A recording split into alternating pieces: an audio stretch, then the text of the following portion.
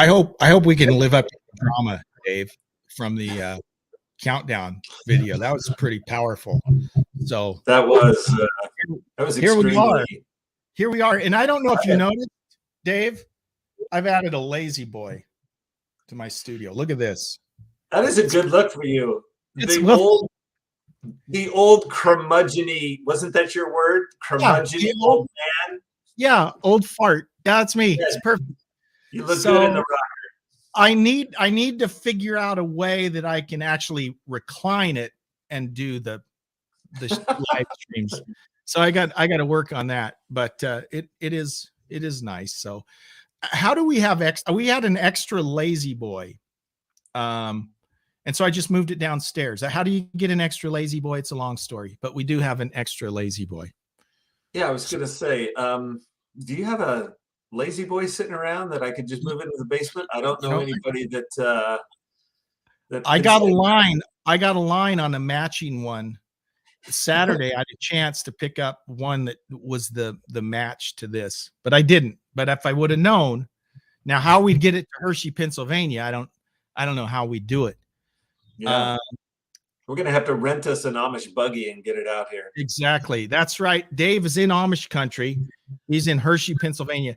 And I just learned that Hershey, Pennsylvania actually is not a big, I thought it was big. I thought it was, probably the size of Spokane where I am, but it's, interesting that we're talking about that because Hershey, Pennsylvania is only about 15,000 people, residents. And it will double and triple in size during the summer when you have concerts going on, when you have the theme park and all that kind of going on. But it's interesting that they can pull A-list talent into this small little town.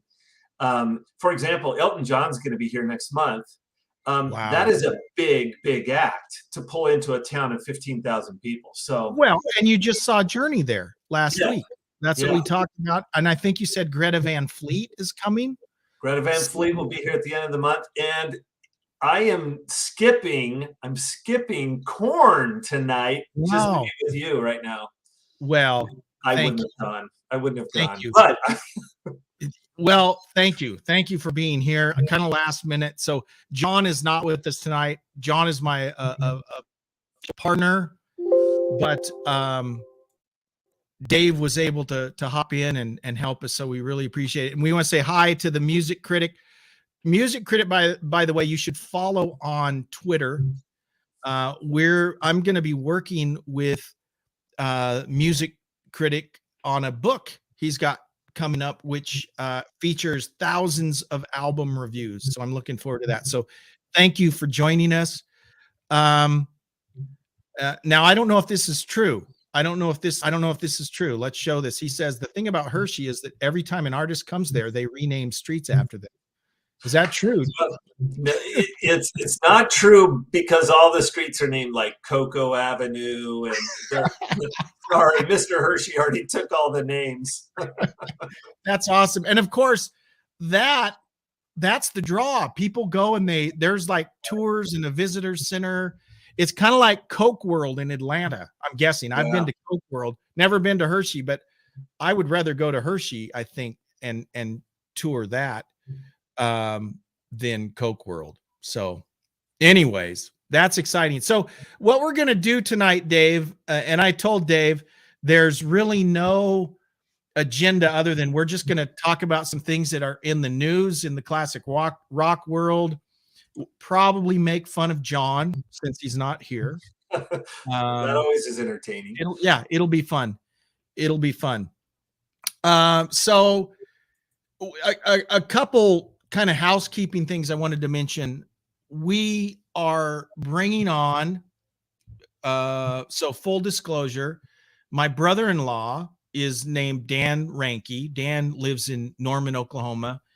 Dan is a big time music fan, especially when it comes to the blues. I mean, Dan has gone on vacations. He's taken, 2 weeks of vacation to go to the Delta, right? And visit these famous blues sites and see the birthplace of Muddy Waters and all of these things. So very much a music fan and a great writer. And he's written a lot of stuff, especially about music. And so I reached out to Dan and said, hey, Dan, how would you like to write some blogs for our website? So in the coming weeks, we will be seeing some things from Dan posted on our website. And that's kind of his, you know, I've even asked, hey, Dan, do you want to come on the show? And he's kind of like, you know, I think I'd okay writing, right? And so that's great. He's great at it. He's got a very in-depth knowledge of classic rock and of the blues. So we're looking forward to having him on, or having his blogs will become part of our site as well. And then the other thing I wanted to mention, next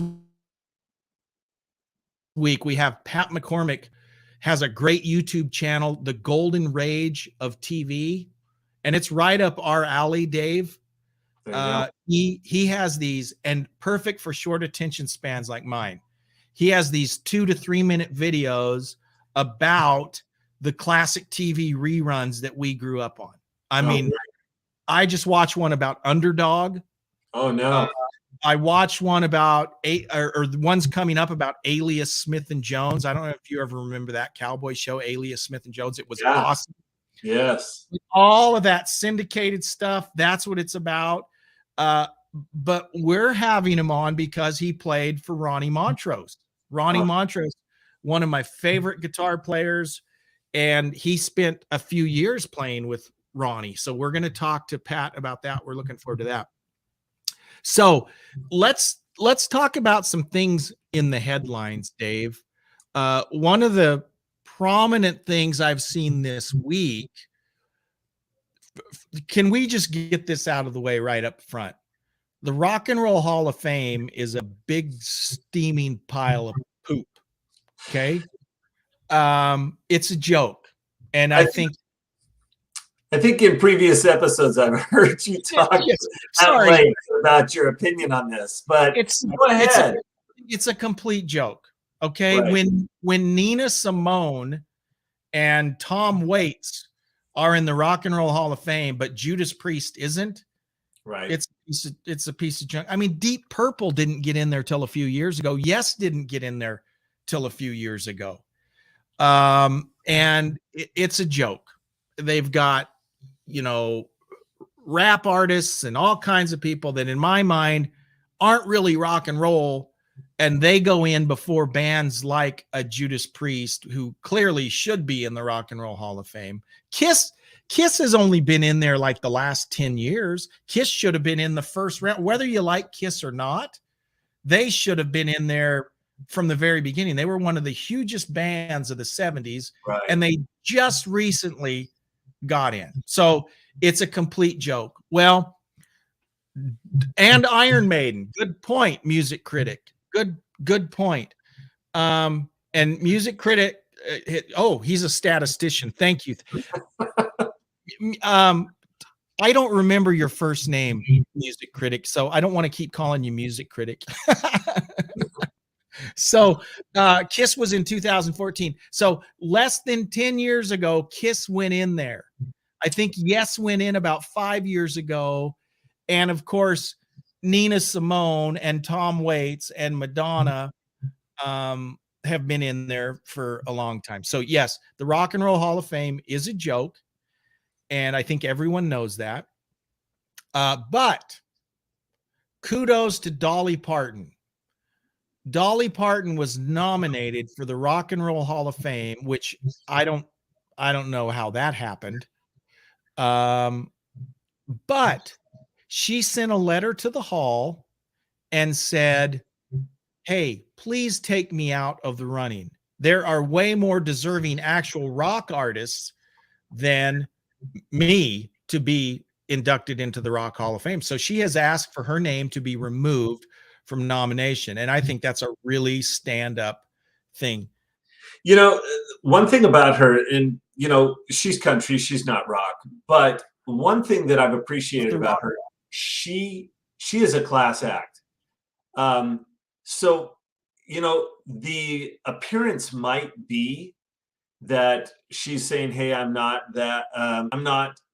rock, I'm country. That might be the appearance, but I wonder also if she knows that it's kind of a bought and paid for pile of poo, like you just said. Yeah, I yeah, wonder yeah. if behind the scenes she also recognizes that same thing. And so, it makes sense. She shouldn't be in there. There's no reason to have her in there.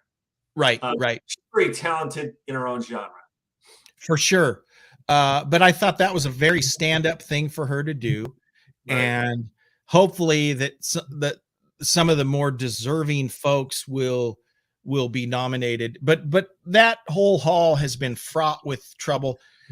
A fun thing to do is to go back from a few years ago, the year that Cheap Trick and the Steve Miller Band, or Steve Miller, were both nominated the same year. And there is a footage of Steve Miller at the press conference afterwards, and he's just tearing the hall a new one. And the way it works when you're inducted, okay, they induct a certain number of folks from the band. So, and there's always debate, Journey, right? When Journey was inducted about 5 years ago, Arnell wasn't, he wasn't Right. inducted, which that makes sense, right? But there's always fighting back and forth, like who gets inducted from the band, especially bands like a Deep Purple that have had lots of different members. Do you induct all the members? So with Van Halen, they inducted Sammy and Dave, which is, I think, the right way to do it, right? Right. That's not always the case. Sometimes some people get left out. And Steve Miller made the point that he says, okay, so they induct me, right? The Steve Miller band, they induct me. He says, but like everyone else in my band, they have to pay like $10,000 if they want to come to the end. So it's a joke. It's like and the lady at the side was trying to hush him up and bring him off the stage. And he said, no, I won't be quiet. And he just kept going on and on and on. And it's fun to see. The Rock and Roll Hall of Fame is a joke. And while I'm at it, just let me say Rolling Stone is pretty much a joke, especially their lists, the 500 greatest songs of all time, the 500 greatest albums, they're all crap too, right? So you just wonder who's making these decisions. But every year when the Rock and Roll Hall of Fame discussion comes around, people are flabbergasted at who's nominated, who's not nominated. There are some bands that have been nominated several times and still aren't. Judas Priest, this is not their first time. They've been on the ballot several times. Hopefully and I haven't even been paying attention. Is it over? Has it happened? I don't pay attention. So do you know, Jeremy, who are the voters that actually decide who gets in? Do you know that? I don't know. I should know.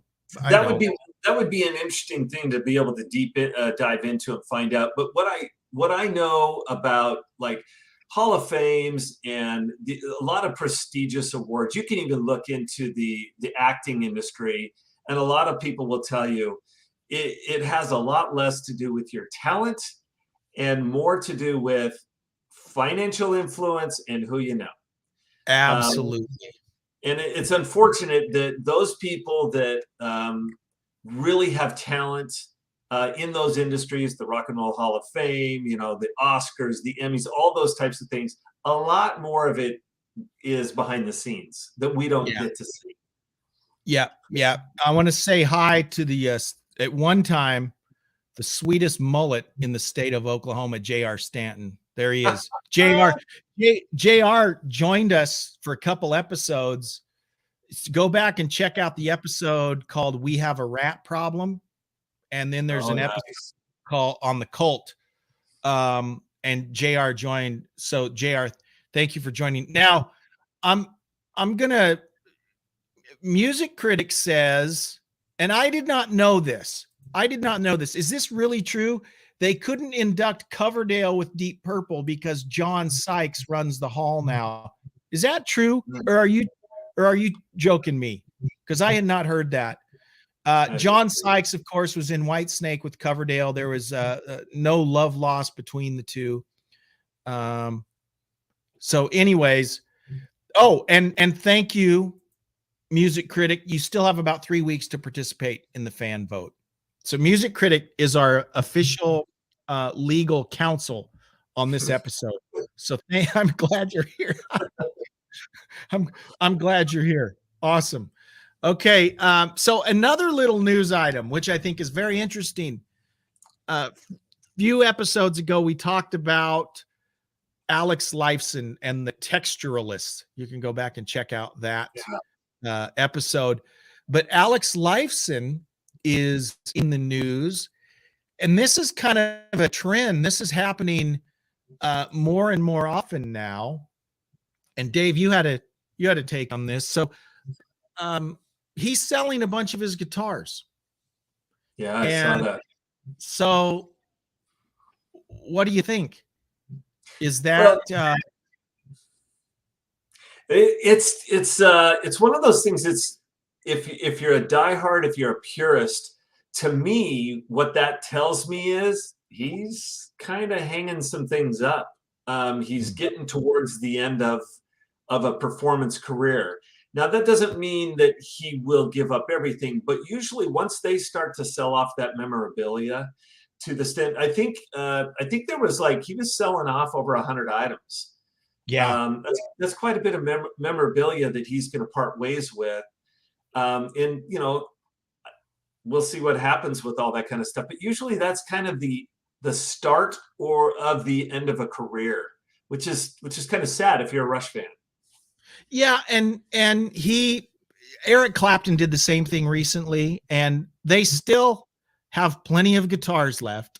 So it's not like they're but you think of a Clapton, you got a couple things going on, especially with the Clapton, is first of all, the main value is because it belonged to Eric Clapton. But you put on top of that, Clapton's been around long enough that he has some instruments that just the instruments themselves, you've got an early serial number Fender Stratocaster, it's going to be worth several thousand just on its own. Add to it the fact that Eric Clapton used it, then it's worth, it's $1 million guitar at this point. So Alex Lifeson, his famous the white ES335, you see pictures of it in many of the albums, playing on stage. He's selling that from the 80s. They call it the Hintor Sportscaster. I think there's a story behind that. I don't think it was actually a Hintor, but the script on it someone called it a Hintor, and he took a little he actually wrote the word sportscaster underneath it, just to make fun of Telecaster, Stratocaster, whatever. It's the Hintor Sportscaster. So that guitar is being sold. That was the one, I believe, that he played the Limelight solo on, is what the article said. So if you're rich and would like to pick up some Alex Lifeson memorabilia, you can do so. Now, here's the thing. So before you move on, I got a question for you on this. All right, money's not an issue, Jeremy. Okay. Which guitar do you buy? Money's not an issue. You only get one of his guitars. Which guitar are you buying? Of Alex Lifeson's, I'd get the ES335. I'd get the white 335, just because that's just, to me, that's iconic. When I think of those videos from the late 70s, so often that's the one he's playing. That's probably the one I'd get. Yeah. Okay. I'd take any one of Clapton's guitars. It's just so that's cool. Here's the thing about Lifeson, though, and it'll be interesting to see if Getty follows suit.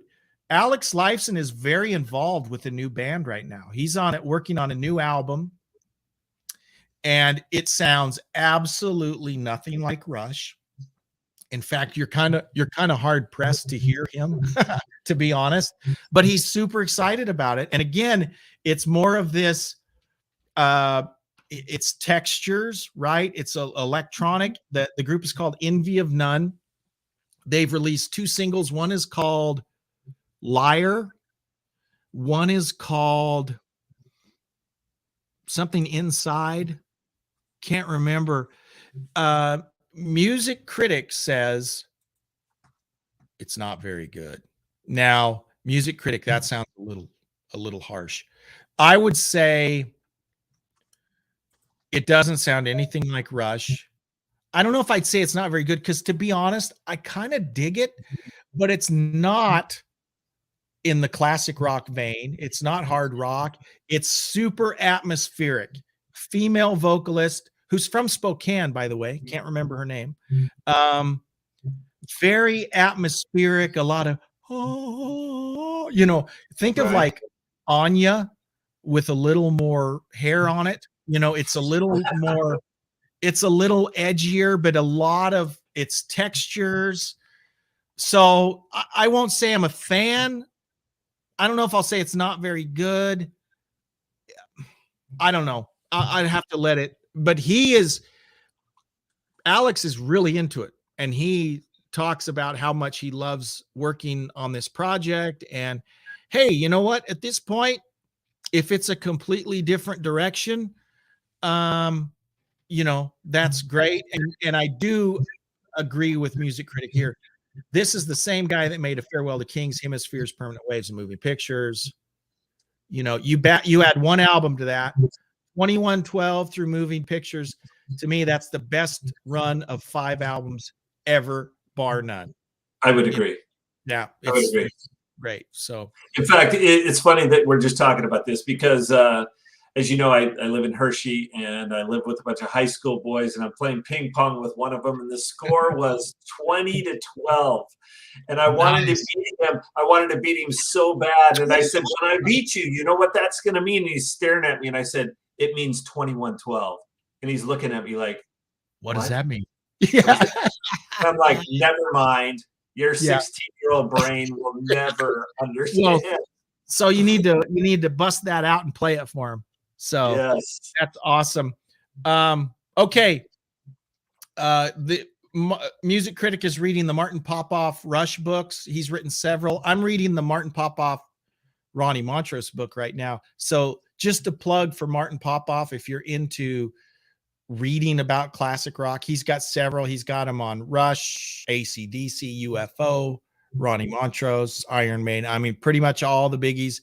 He's written books on them. So I would love to try and finagle him as a guest, and he's been on everyone else's show. I mean, I see him all the time on little podcasts that aren't even any bigger than ours. So I got to see what I can figure out. Yeah. So Dave, what else did you see in the headlines that you thought was interesting? Last week I did make a joke, and you guys were talking about it, and I said, I spent way too much time. I'm not that much of a classic rock guy. I spent too much time watching Duran Duran. Funny that I say that. They just announced their North American tour, and I was just kind of joking, but they're back out on the road. You know what? I'm just kind of looking to see all the bands that are hitting the road again. Finally, can I just say that? Finally, we have music happening again, and I'm to the point now where I don't care if I like the band or not. I just want to hear live music. I just want to hear live music. One that I'm actually sad that I missed this last week here in Hershey at the theater, though, was Joe Bonamassa. Mm-hmm. Do you know who he is? I love him.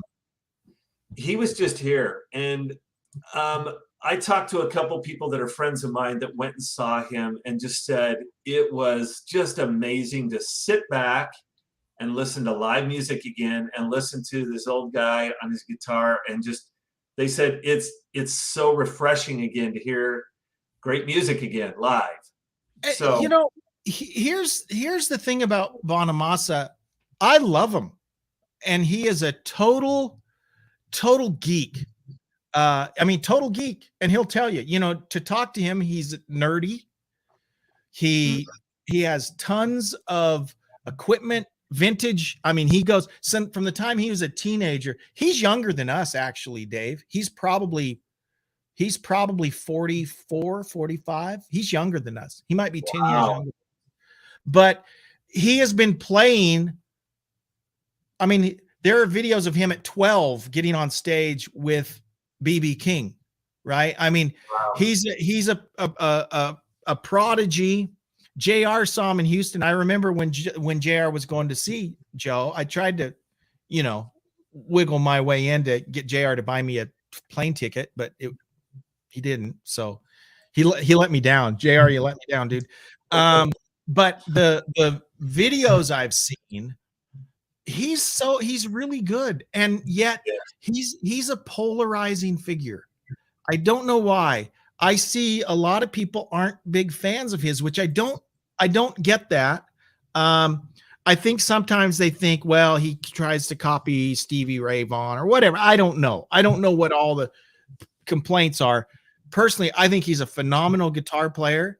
I think I love watching his eke out videos when I got a 59 Fender Deluxe, and he's super excited about the old gear. I love him. I think it was great. And I just think it's awesome. I would say everyone that I talked to that went and saw him had nothing but amazing things to say. The quality of the music that he's putting out. Of course, they like his genre of music, and and I think you've talked about this in some of your past episodes. The crossover between some of these rock guitarists that have that blues background, that bring blues into rock, and I know he's more on the blues side, but there's a lot of those guitarists out there that bring that flavor into the rock arena. So yeah, he did the Black Country Communion. I think there's 3 albums. Go back 10 years, check out the first. I think I've got the first 2, but I think there might be a third one. I need to check on that. But the Black Country Communion, where you got Joe Bonamassa, Glenn Hughes on bass and vocals, Jason Bonham on drums, Eric Sherinian on keyboards. There's a concert on YouTube. It's probably 10 years old now. It's In the Black Country. Is that what it's called? It's phenomenal. They do originals, but then they do like some Led Zeppelin tunes, and he's solid. I don't know what's not to like about Joe Bonamassa. I don't get it. I think he's awesome. And I want to pick your brain on something, Dave. You brought up Duran Duran. Yes. We played in our band together. We played Hungry Like the Wolf. Yes. And I want everyone to know that Dave took on the responsibility of doing the moans at the end of the song. I won't ask you to recreate it, but Dave, you gotta really be in the moment to pull those off. He threw his whole heart and soul into it, though. It was really good. But here's my question. Yeah. I think in high school, we didn't know each other in high school, but I have a feeling that in high school, I was probably a little more of a metalhead than Dave. Yeah. I think Dave liked the Police. He liked some of the more new wave, cool stuff, Yeah. But here's what I find. I'm realizing that now, 40 years later, we didn't realize how good we had it as far as music in the 80s. We didn't. True. Even just pop music, because now when I hear a Duran Duran song, I'm like, that's a good song. Correct. When I hear Tears for Fears, I'm like, that's good music. Where if you were to ask me back in high school, or my friend JR, we would have thought, why are you listening to that stuff? But the reality is that was good stuff. And I think it's just over time when we see other music that's come out. And I think part of it's a natural thing. We tend to like the stuff we like when we were kids. And I think that's part of psychology. But man, a lot of that 80s stuff was just really good. Even like a dance song, you hear DeBarge come on or something, and you're like, that's a snappy tune. The Jets. A snappy tune. The Jets, totally. I got a crush on you. I heard, remember New Shoes? I can't wait. I hear that and I'm like, that was such a catchy song. And of course, you didn't admit it back in the 80s, but it was good. It's good stuff. I think that's interesting that you bring that up, because now that I look back, I did listen more on the new age side, the Police, the Thompson Twins, Duran Duran. I was probably more over on that side. But I still had I still had Van Halen. I still had Rush. I still had that stuff that I would go to. It just um, it wasn't stuff. Again, access to it was a lot harder back then. So if I was going to spend money or something on it, buying a cassette or a vinyl, I wasn't going to spend it on that. Now Right. today, every single morning I have Spotify going.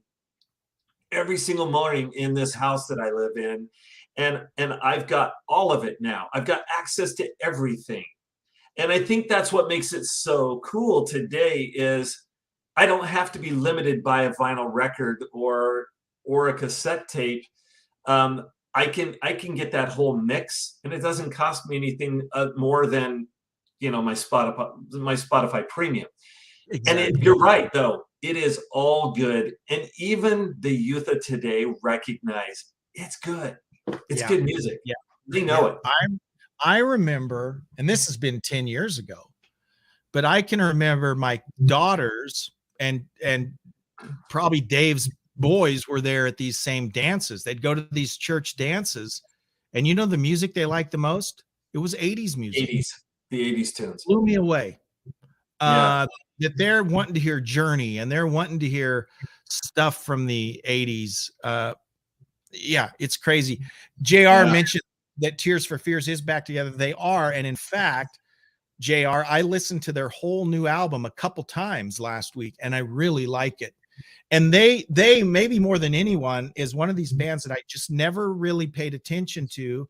I'd hear Shout on the radio or whatever, and I just didn't I didn't really have an opinion about them, but they're really good. They are really good. And I'm glad they're back together. And that album, even if you're a guitar head, hard rock guy, it's a really good album.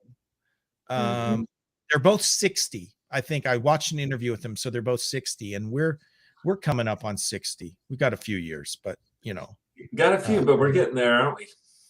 Yeah. But I am of the vein, though, that, and again, I've heard you bring this question up in the past as well of, really, should these guys be out there performing?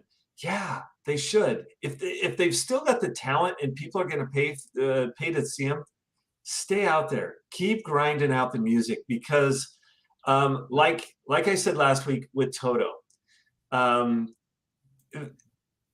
Joe's vocals are just as good today as they have been in the past. And so to have that live versus, again, I like the recordings, I like digital recordings, but to have that live and have it that good and that talented, stay on the road, man. We need to hear that good stuff on the road. For sure. For sure. That's another thing that I wanted to talk about, because this is becoming more and more a thing. And it's been a common theme on our podcast, aging classic rock artists. There's a handful that can still perform at a top level. I would throw Sammy Hagar. I would throw Robin Zander of Cheap Trick in that. It doesn't mean that they have their full power that they had in the 70s or 80s, but they have grown into their voices and still sound really good. And vocalists are hardest hit. You mentioned it. Steve Lukather and Neil Schon can still play as well as they've ever played, right? Right. It's the vocals that Mother Nature, has an impact on. But you have writers that are trying to keep them in these high keys because where it's written, it sounds awesome with the original performance, but after a while, staying up there, it's just a grind on the vocal cords. So for these guys that can still do it, a lot of these bands are having to drop it a couple keys just to be able to, maintain it. Which great, if you need to drop it down, we'll still appreciate it, but it's a grind on the vocalist. And JR made the point. I think this is more about what we were talking about with Tears for Fears, that a lot of these artists have grown, right? So this is a common thing. We talked about this last week, I think. A band will put out an album that's just different than what their fan base is expecting. Alex Lifeson is working on this Envy of None project that is very different than what he's done in the past. And so sometimes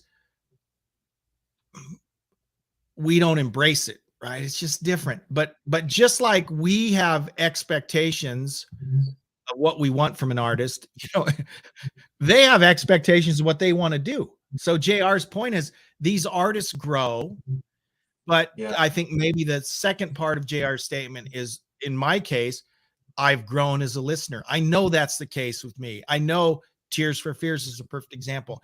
In the 80s, I would have never bought a Tears for Fears album. Right. But now, and to your point, I don't have to buy it. I just stream it, right? But I have and even songs from The Big Chair, right? Their big, massive album. I've listened to that whole album, and the whole album's really good. And I'm like, why didn't I listen to this? And even pop Mr. You go back and listen to Mr. album. It's awesome.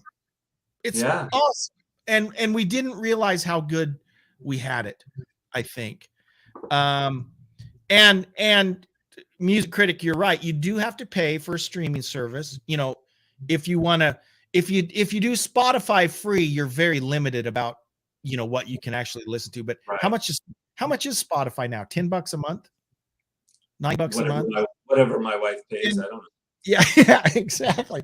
But and I'm getting off track because I wanted to stick on this point about the aging artists, because, in coming or in recent months, we've heard the stories, and it's a different world, right? When we were going to concerts in the 80s, there weren't cell phones.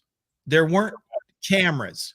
I mean, maybe someone would sneak a camcorder into a concert and take a grainy, but now everyone's got it. And it's to the point now. Remember 10 years ago, artists would fight against that. They wouldn't let you, they wouldn't let you record anything. Against the Napster and all that.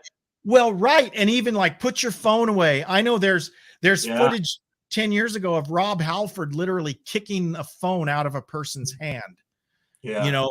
And now I think most artists have just given up. It's like, people are going to film it. That's just part of society. Everyone's got a camera. How are you going to control it all? So they've kind of quit fighting that. DL, thank you for your comment. I was a metalhead too, and now I'm recognizing some of these are great songs. You know what? Yeah. Lionel Richie had some great songs. Let me throw one out there. Yes. Level 42. Level 42. Level 42. Now that wasn't my genre. You probably didn't listen to that, but now go back and listen to the musicianship of those guitarists and the bass player. I'm telling you, it's over the top. Those guys are amazingly talented. I agree. And so I can listen to the 80s station here. It's called Bob FM, right? The 80s that plays mostly 80s. And I listen to it all, even stuff that I would have never listened to back in the day. I want metal. But now it's like, I like that stuff, Yeah. But in recent months, and I don't mean to beat up on guys, Vince Neil, Don Dokken, they vocally have they can't do it anymore. They can't do it anymore. And so then, the big thing about Kiss has one of the biggest tours going on. It's been going on forever now. The End of the Road tour. Apparently it's a very long road with a very long end, right? But there's a lot of stuff out there about how he's lip syncing and all of this. And that's just, even Steven Tyler, right? He's got someone off stage that's singing the high parts because he can't hit the high parts. And that's the philosophical question, right?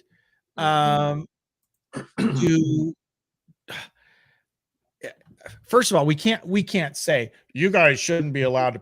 If people are willing to pay to go see them, then who are we to say you can't do that, right? Right. But at some point, you almost feel bad for these guys. That they aren't able to do it anymore. Andy's checking in. I did not know Bob FM is Canadian owned. I didn't know that. Yeah. I was in Canada. It's like a whole other country up there. It's crazy, Dave. Hey, let me give you a couple other old voices that have been around a little bit, coming actually here to Hershey. Rod Stewart and Cheap Trick. Oh, that would be a great show. Actually, I'd see that in August. Jeremy, get your tickets. Get your airplane I'll tickets come out here. Can I flop at your place if I go? You can hang here. Okay.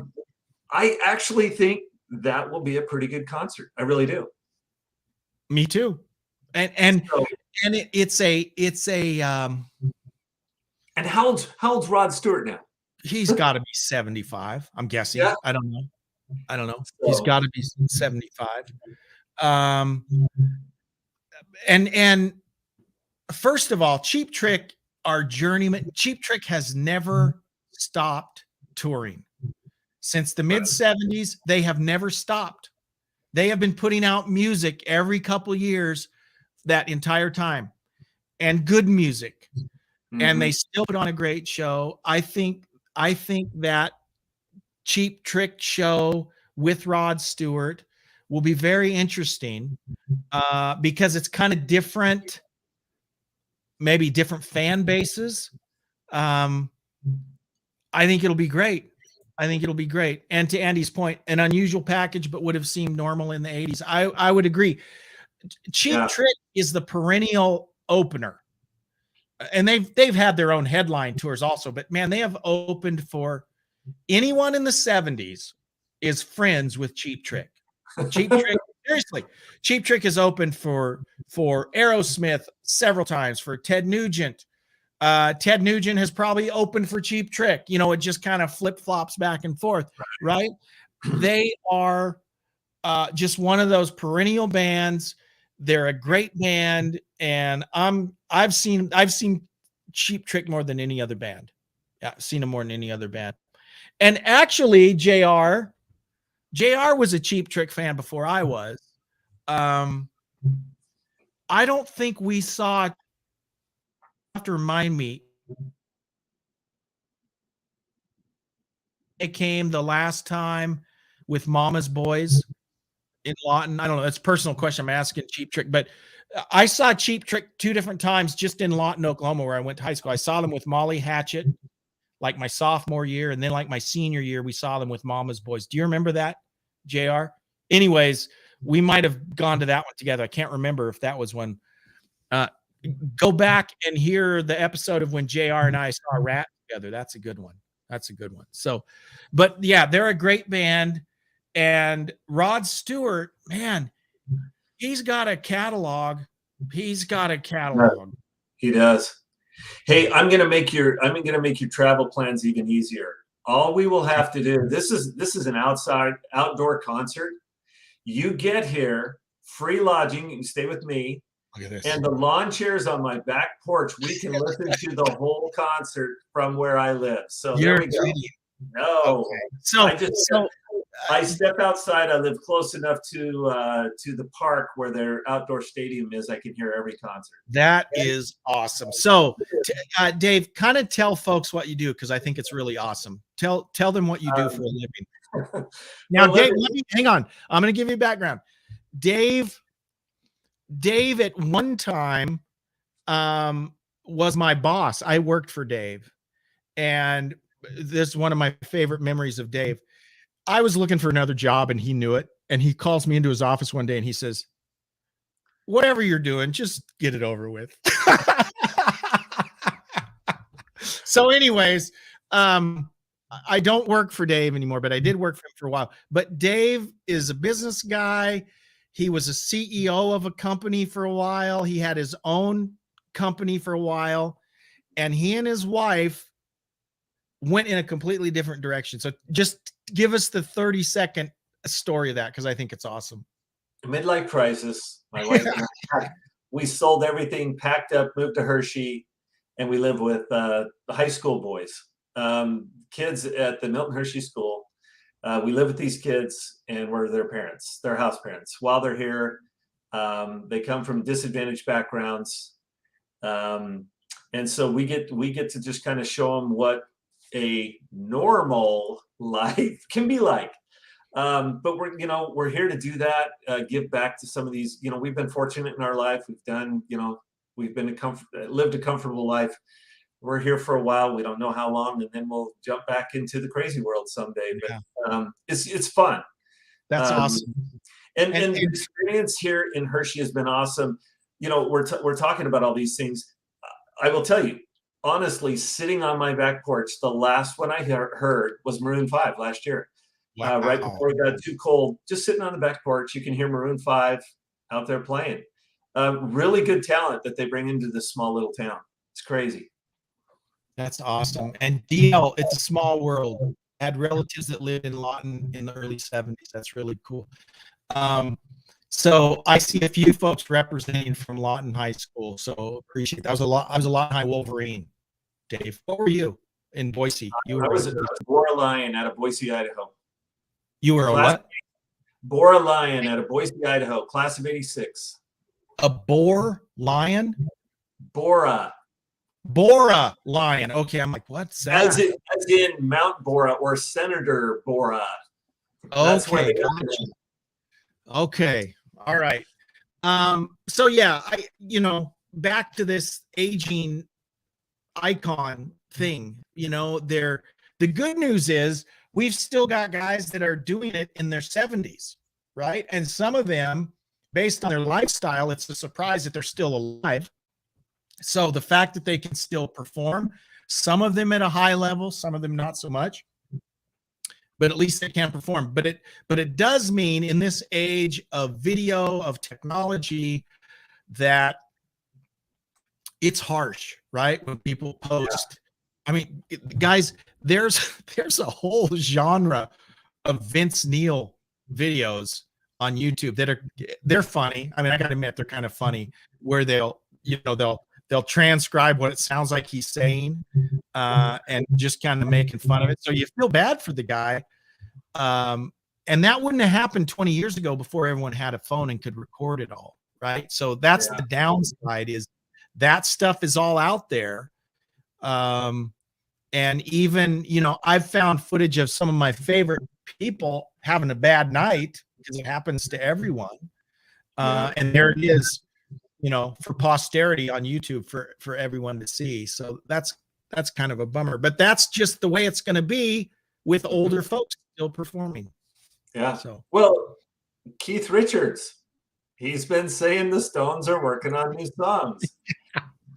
wow. These guys are going to be pushing triple digits, and they're still cranking out music. And people are still paying. They're still a top concert draw. I saw them in 1989. It was a Steel Wheels tour. Saw them in the Cotton Bowl, and I thought they were old then. And that's been what, 40 years ago, almost 30 years ago. Yeah. It'd be fun to, without anybody having access to any social media, internet, or anything like that, have a drawing for who can get closest to the total age of everyone on stage when the Stones. What is the total age on stage? Oh man. Well, just doing it in your head, it's 300, 400. And see, that's like, are you counting? Because when you see the Stones, there's 10 people on stage, right? There's the three that are actually still the members or whatever. Right. But if you just even stuck to just the members, you're right. It'd be way up there. Paul McCartney. Guess what? Paul McCartney is starting his next tour in Spokane, Washington. Can you believe that? His very first date is Spokane, Washington. And the tickets, how much do you think the tickets are? Probably $500. Nosebleed tickets are like $600. Oh yeah. Those are the bad ones. Yeah. Yeah. We need to get a GoFundMe so you can go to that. Just so I can go to it. I wouldn't mind seeing it, because he's got a phenomenal band with him, and just the catalog, it would be awesome. It'd be awesome. Okay, so any other news things that jumped out at you? I did. Speaking of Rod Stewart, I don't know if you saw this. This is just kind of funny.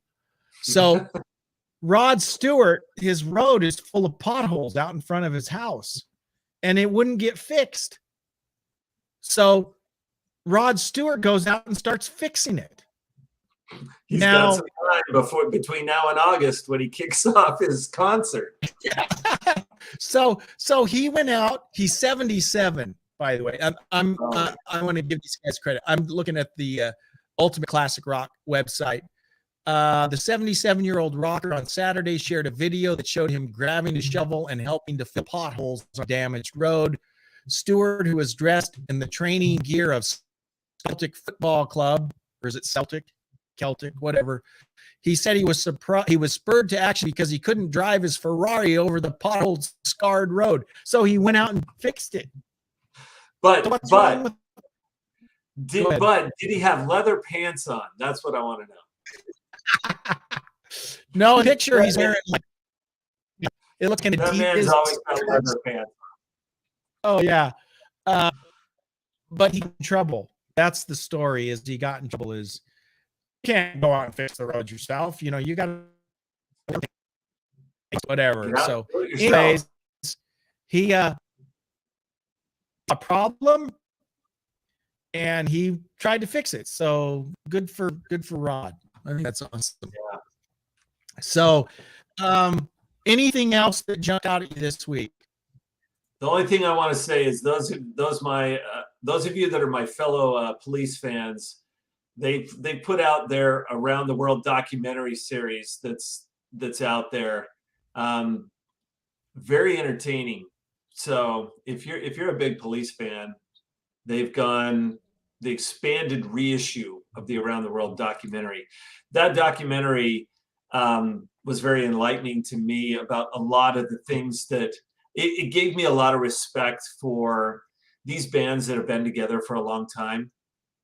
Them being able to work through all the different nuances of personalities and musical expression, and who takes lead, who takes this role, and the roles that they all play in the different bands, and be able to work through that over a long period of time. It's impressive. Bands that can hold that together for a long period of time, it's a tough grind. Right. So, for sure.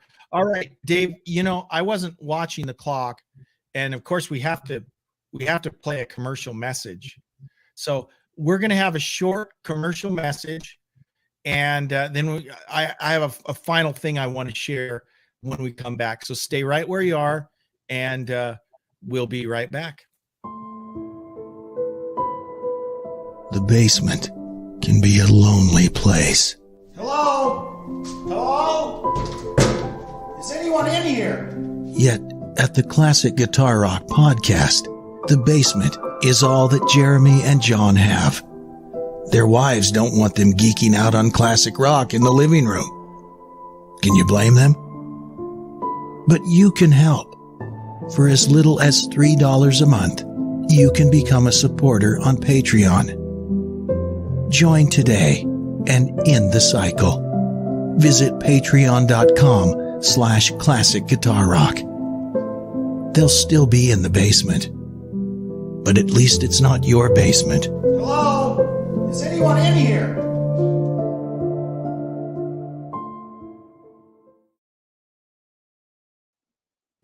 Think of the children, Dave. Think of the children. Well, John, commercial. John's not. Dave's here. So Dave, thank you for coming in and filling in. There's a great documentary. It features Jack White and The Edge and Jimmy Page. I think it's about 5 or 6 years old. It's called It Might Get Loud. I would recommend, if you've never, go out and watch it. It's really cool. One of the coolest scenes in it is when Jimmy,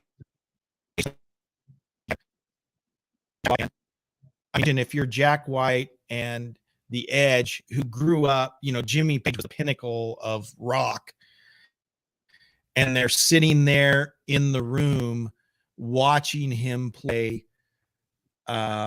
Kashmir. It's really cool. I mean, it's really cool to watch. But the reason I bring that up is that Jack White is pushing major labels to go back to pressing vinyl, which is awesome. And Andy, we don't need that kind of negativity on here. We don't need that now. Actually, Andy, I want to thank Andy. Andy is actually one of our Patreon supporters. So Andy, thank you very much. Again, if that's something you can do, that is awesome. You don't know how much it helps. For instance, StreamYard, which we use, there's a cost to that. There are costs associated with doing a podcast, and we're not getting rich by any means, but obviously having supporters, that defrays some of that cost. So back to my point about Marines love crayons. Okay, back to my point about Jack White is he is urging record companies to go back to pressing vinyl. And I think that's awesome. I don't know if you've gotten on the vinyl bandwagon. Do you still have a turntable, Dave? I do not. Okay. I do not. But I will say it's something I have considered, because there is something about the vinyl sound that it was so cool when we got away from it and went to digital. And now that we're with digital music, I love that sound, that vinyl sound. There's just something about it. It's a warmer sound, and there's the accompanying the slight snap, crackle, pop. Totally. It is.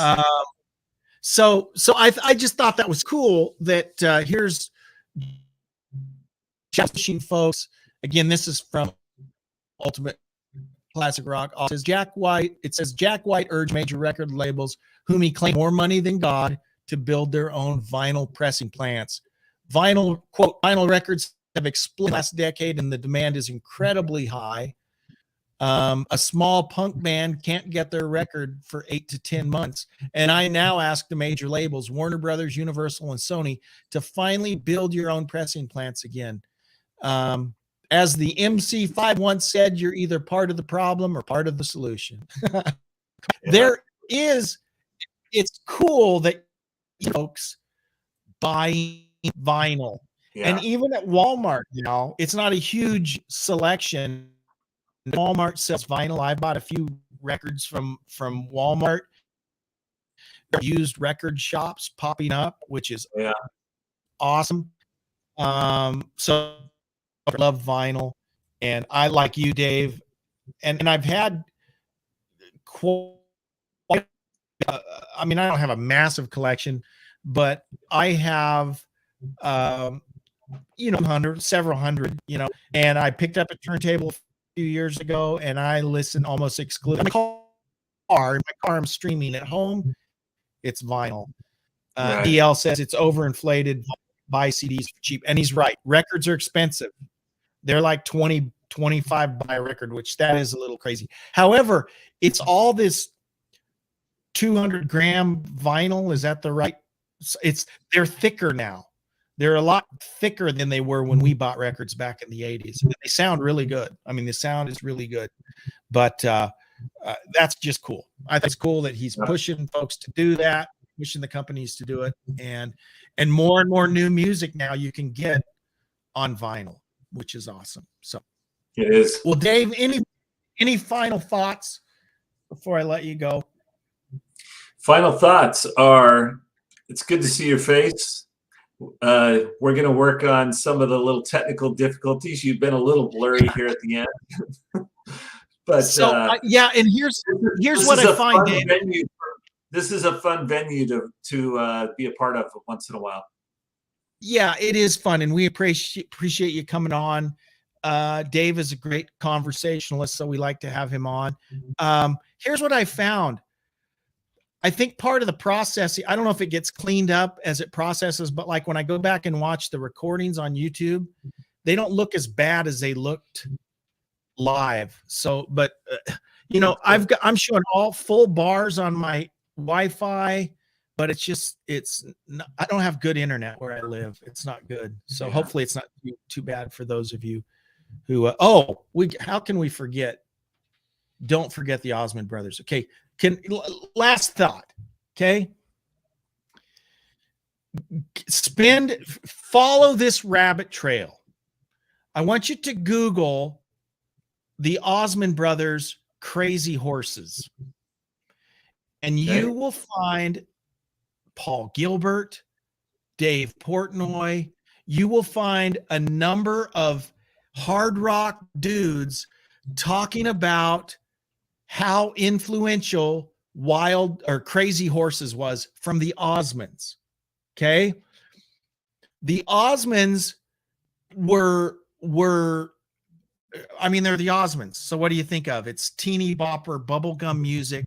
Right. For my money, one of the most talented musical outfits of the 70s were the Osmond brothers. And you might laugh when I say it, but you listen to Paul Gilbert or Portnoy talk about how influential that song. It was a total heavy metal song, like back in 1972 when it came out. It's crazy.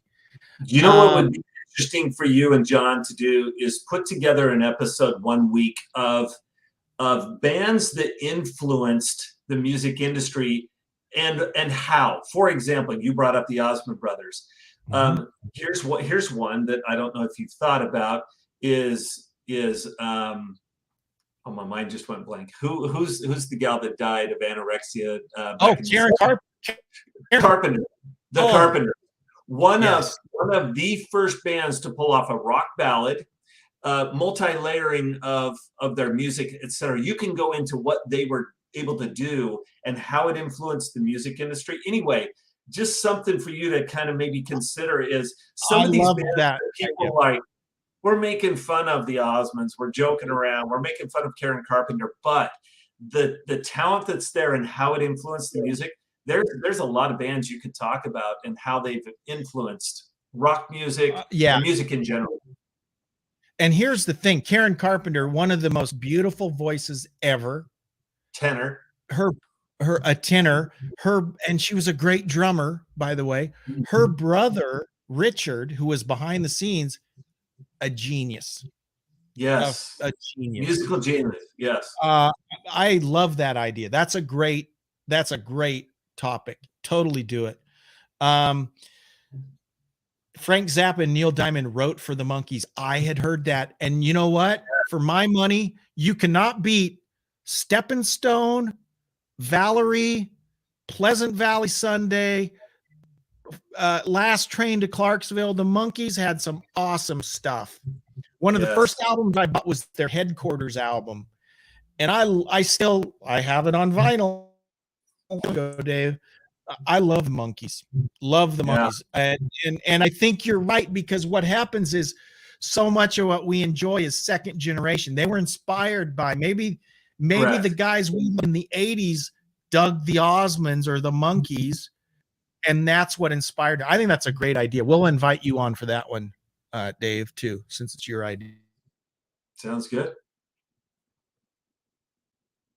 And with that, Jeremy is frozen. And hopefully next week we'll be having Pat McCormick on to talk about Montrose.